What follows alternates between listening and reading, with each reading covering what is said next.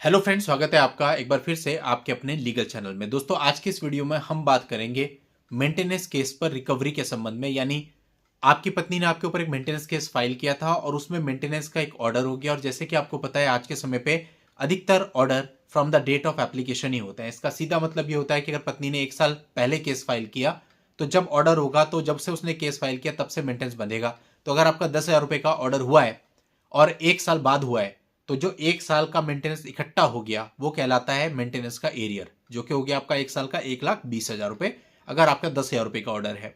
अब केस आगे बढ़ता है तो कोर्ट आपको कहती है कि आप अपना एरियर भी भरो और जो महीने का आपको 10,000 रुपए देना है वो भी दो।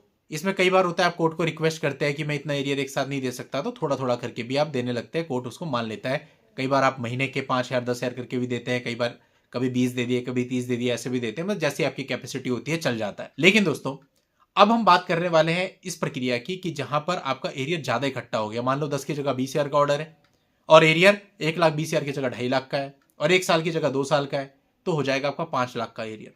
आप नहीं दे पा रहे हैं, परिस्थिति ऐसी है, या फिर हो सकता है आपकी जॉब छूट गई है, या फिर बहुत सारी चीजें हो सकती है, या कुछ लाइबिलिटी बढ़ गई है, अब उतना नहीं कर पा रहे हैं। अब ऐसे में क्या हो?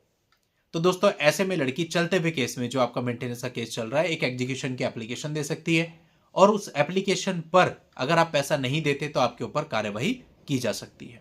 या दोस्तों, अगर पत्नी चाहे तो वो ऐसा भी कर सकती है कि एग्जीक्यूशन का एक अलग से केस फाइल कर सकती है और उस केस में तारीख सेम लगवा सकती है, जो कि आपका 125 या 144 बीएनएसएस का केस चल रहा है। और जब आप उस केस में अपियर होंगे तो उसी समय पर आपको समन की तामीली भी करवा सकती है।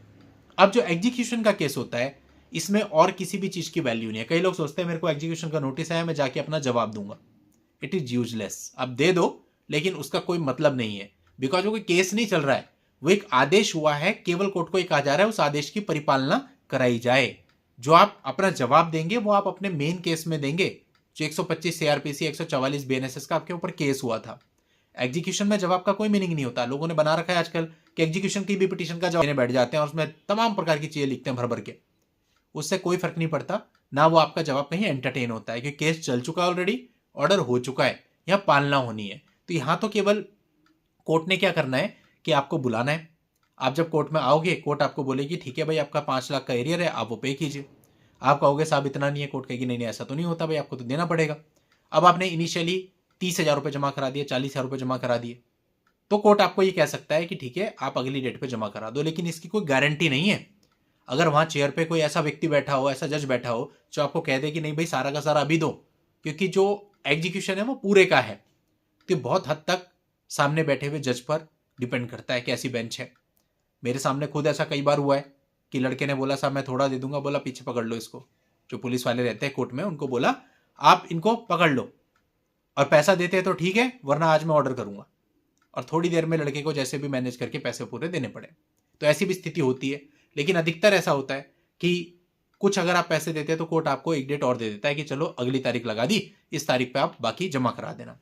कई बार होता है कई तारीखें चल जाती हैं, आप थोड़ा थोड़ा करके 20,000 30,000 करके देते हो। लेकिन एग्जीक्यूशन में आप कुछ और नहीं कह सकते। एग्जीक्यूशन में सिर्फ एक ही बात होगी, जब भी आप जाएंगे पैसा दो, और आपको या तो कुछ कुछ अमाउंट देना पड़ेगा, या अगर बेंच ऐसी है जो कहती है नहीं भाई 50,000 करके दो और 6 किस्तों में खत्म करो, या बेंच ऐसी है कहती है 2 बार में दो, 3 लाख अभी, 3 लाख अगली डेट पे बात खत्म, या कुछ बेंच आपको ये भी कह सकती है कि पूरा का पूरा 5 लाख अभी दो। अब यहां पे आप लोग की जो क्वेरी होती है वो ये होती है कि साहब अगर मैं ना दे पाया, मेरे पास है ही नहीं, तो क्या हो? तो दोस्तों, जो कानून है वो ये कहता है कि कोर्ट ऐसे मामलों में आपके एक डिफॉल्ट के लिए आपको मैक्सिमम 30 दिन की सजा कर सकती है। मतलब आपके कितने डिफॉल्ट हैं वो देखे जाएंगे और उसके आधार पर आपको सजा दी जाएगी। अब ये जज साहब पे डिपेंड करता है, वो आपको एक डिफॉल्ट के लिए 10 दिन की भी सजा दे सकते हैं, 5 दिन की भी दे सकते हैं, 20 दिन की भी दे सकते हैं और पूरे 30 दिन की भी दे सकते हैं। फिर आपके कितने डिफॉल्ट हैं उसको उतने दिनों से मल्टीप्लाई कर देंगे। जैसे मान लीजिए कोर्ट ने डिसाइड किया कि 10 दिन की सजा आपको एक डिफॉल्ट के लिए देते हैं, आपके 5 डिफॉल्ट हुए हैं, 5 बार आपने पैसे नहीं दिए हैं, तो 5 से उसको मल्टीप्लाई कर दिया, 50 दिन की आपकी सजा हो गई। तो इस प्रकार से ये तय होता है। इस पर मैंने एक बार एक वीडियो बनाया था जिसमें एक जजमेंट का हवाला दिया था, जिसमें पति को 6-7 साल तक जेल में रहना पड़ा, क्योंकि एरियर बहुत ज्यादा था, डिफॉल्ट बहुत ज्यादा थे। काफी पुराना वीडियो है, 3 साल पहले का वीडियो होगा लगभग, लेकिन मेरे चैनल पे वो भी पड़ा हुआ है, आप उसको भी देख सकते हो। तो कई लोग ऐसा समझते हैं कि चाहे जितना मर्जी मेंटेनेंस हो जाए, खाली 30 दिन की जेल होती है और खत्म हो जाता है। ऐसा बिल्कुल नहीं है। अगर आप पढ़ेंगे वो 30 डेज पर डिफॉल्ट के लिए है, ना कि टोटल पेमेंट के लिए। जब मैंने वो वीडियो बनाया था उस पर भी कई लोगों ने नेगेटिव कमेंट किए, उससे कोई फर्क नहीं पड़ता, क्योंकि आप पॉजिटिव बोले नेगेटिव बोले, जो सच्चाई है वो तो सच्चाई रहेगी ना। जो कानून में लिखा है वो तो वैसे ही है। वो चीज तो आप कानून में पढ़ भी सकते हैं जो आपको बताई जा रही है, लेकिन मेन बात है आपको क्लैरिटी होनी चाहिए ताकि आप अपने हिसाब से अपनी चीजों को मैनेज करके आगे बढ़ सको। अगर आपके दिमाग में खुद ही गलत इंप्रेशन है कि ऐसा नहीं ऐसा होता है और आप जो सोच रहे हो गलत है, तो मौके पे जब होगा तो आपके पास कोई बचाव का साधन नहीं होगा। बचाव का साधन केवल तभी उपलब्ध हो सकता है जब बीमारी डायग्नोस हो जाए, और बीमारी छुपा करके डायग्नोस नहीं होती, बीमारी को डायग्नोस करके पता करना पड़ता है। और सही डॉक्टर भी वही कहलाता है जो कि आपको खुल के बताए कि भैया तुम्हारे अंदर ये प्रॉब्लम है, ऑपरेशन की जरूरत है, ऑपरेशन नहीं कराओगे तो मारे जाओगे।